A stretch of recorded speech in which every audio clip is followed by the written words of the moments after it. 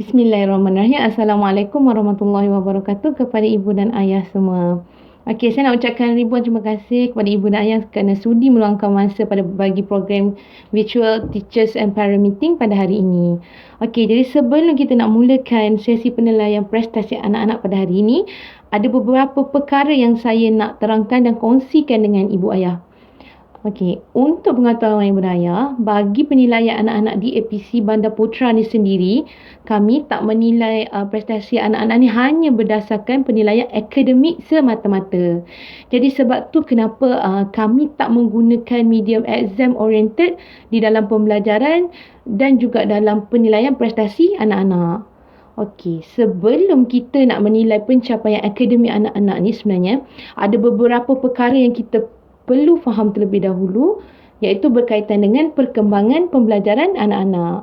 Okey, jom kita tengok pada piramid yang kami dah dapatkan ni daripada seorang occupational therapist di Pusat Perkembangan Kanak-Kanak. Okey, ini bertujuan untuk kita memahami dengan lebih mendalam tentang perkembangan pembelajaran kanak-kanak. Dan apa yang saya nak kongsikan hari ini sebenarnya adalah saya nak cuba kaitkan blok perkembangan pembelajaran kanak-kanak ni dengan penilaian prestasi anak-anak di APC dan kenapa pentingnya untuk kita menjalankan aktiviti-aktiviti yang bersifat multisensori ni kepada anak-anak. Okey, saya akan overview piramid ni hari ini secara ringkas sahaja. Jika kita lihat pada piramid blok perkembangan ni, di bahagian paling bawah sekali adalah sensory system.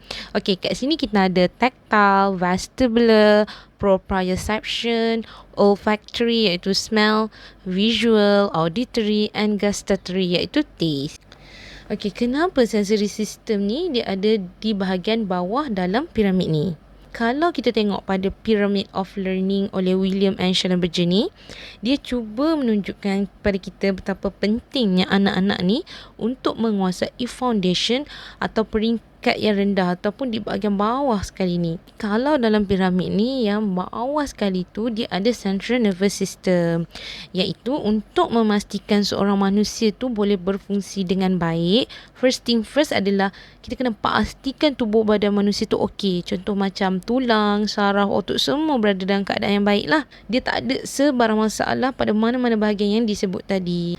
Dan jika seseorang itu dia tak ada central nervous system yang baik, dia akan perlukan bantuan khas untuk membesar. Jadi ni sebenarnya lebih kepada anak-anak yang istimewa lah. Tetapi untuk anak-anak yang normal, yang tak ada masalah central nervous system seperti masalah tulang, saraf, otot dan sebagainya, kenapa masih ada anak-anak yang bila menjangkau usia 1, 2, 3 tahun tetap ada menunjukkan delay perkembangan dia? Okay, kebiasaannya untuk anak-anak yang macam ni, occupational therapist dia akan check atau dia akan buat assessment dengan melihat sama ada anak-anak ni ada atau tak masalah sensori. Kenapa sensori? Sebab sensori ni sebenarnya adalah sesuatu sistem tubuh badan yang mempengaruhi seseorang itu sama ada dia boleh belajar dengan baik ataupun tidak. Jika kita lihat semula pada piramid ni, di bahagian yang paling atas sekali piramid ni barulah kita lihat adanya academic learning. Dan sebenarnya pada tahap ni atau pada peringkat ni lah baru kita akan dapat lihat di mana anak-anak kita ni boleh menjalankan aktiviti-aktiviti yang membolehkan dia untuk berdikari. Apa cara anak ni boleh berdikari? Yang pertama adalah apabila anak kita ni dah boleh menguruskan diri sendiri dalam daily living activities atau aktiviti hariannya lah. Sebagai contoh, kalau untuk anak-anak 5 tahun, dia dah boleh mencedokkan nasi dengan sendirinya.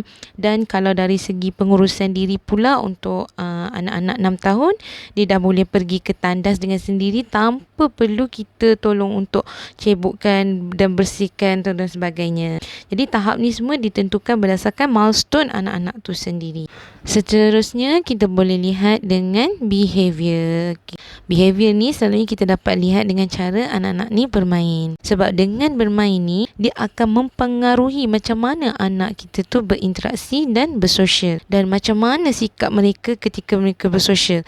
Adakah mereka ni faham atau tak untuk berkongsi, atau cara untuk bertolak ansur dan sebagainya. Dan juga anak-anak ni dapat belajar untuk adapt dengan surrounding dan persekitaran dia ketika dia bermain. Sebab walau pandai macam mana pun anak kita, tapi kalau dia tak dapat nak bersosial dengan baik, sebenarnya anak ni akan susah untuk berkembang dengan baik. Melalui piramid perkembangan pembelajaran ni, kita dapat lihatlah yang penting sebenarnya deria atau sensori dalam perkembangan anak-anak. Dan secara teorinya, kalau anak-anak kita tak menguasai mana-mana komponen di bahagian bawah piramid ni, dia akan mengalami gangguan di mana-mana komponen di bahagian atas. Penting sangat-sangat untuk kita pastikan yang anak-anak kuasai semua sensori ni, sebab setiap sensori ni dia akan berintegrasi di antara satu sama lain. Saya akan berikan satu contoh yang mudah untuk difahami. Sebagai contoh dalam kelas, untuk anak-anak ni fokus dengan apa yang guru sedang bercakap di hadapan, yang pertama, anak-anak ni dia perlu duduk diam dan stabil, yang mana ini akan melibatkan sensori vestibular. Dan kemudian anak tu perlu melihat dengan mata, dan ini pula akan melibatkan sensori visual. Dan yang seterusnya, anak-anak ni juga perlu mendengar, dan ini akan melibatkan sensori auditory ataupun hearing. Jadi untuk anak-anak ni fokus dengan apa yang guru tengah bercakap kat depan, dia akan berkait dengan semua sensori yang saya sebut ni tadi. Dan kalaulah dia ada salah satu yang terkurang, dia akan mengganggu fokus anak-anak ni. Sebagai contoh, vestibular atau deria keseimbangan. Kalau anak-anak ni tak dapat kuasai deria ni, sebenarnya dia akan mengganggu anak-anak ni untuk duduk dengan betul dan posisi tulang belakang yang betul. Dan juga sebenarnya anak-anak tu sendiri dia tengah struggle dengan tubuh badan dia, sebab dia masih rasa tak selesa dengan posisi duduk dia tu. Dan mungkin juga kita akan lihatlah pada anak-anak ni, dia akan jadi tak duduk diam atas kerusi, ataupun ada yang boleh duduk atas kerusi tapi sebenarnya dia perlu menahan tangan dia di kerusi tu untuk dia dapatkan keseimbangan badan dia. Jadi macam mana kita nak expect yang anak kita ni untuk bercakap dengan kita dan fokus dengan apa yang kita tengah bercakap dengan dia kat depan. Penting sangat-sangat untuk kita ni pastikan yang anak-anak ni dah dapat menguasai semua rangsangan ni dengan mantap, untuk kita elakkan anak-anak ni menghadapi isu-isu yang macam tak boleh fokus dalam kelas, tak boleh duduk diam, dan mungkin juga dia akan mempunyai sistem motor yang tak matang apabila dia semakin membesar nanti.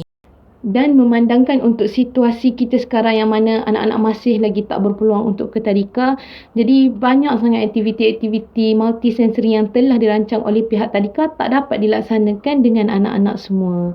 Dan ni juga mungkin nanti akan mengganggu pada proses perkembangan anak-anak semua. Jadi di kesempatan ini kami ingin memohon kerjasama daripada ibu ayah semua untuk kita sama-sama membantu dalam memastikan perkembangan anak-anak ni diatur dengan baik. Jadi sampai di sini saja dahulu perkongsian daripada saya. Kalau ibu ayah berminat untuk mengetahui dengan lebih lanjut berkaitan dengan sensori-sensori yang saya dah sebutkan tadi, okey, ibu ayah boleh buka dan rujuk semula dalam FB page Tadika, iaitu Tadika APC Bandar Putra Kuantan, yang mana kami dah kongsikan dalam beberapa minggu yang lalu. Jadi sampai di sini saja dahulu daripada pihak saya, dan saya akan kembalikan kepada guru yang bertugas. Okay, terima kasih dan Assalamualaikum warahmatullahi wabarakatuh.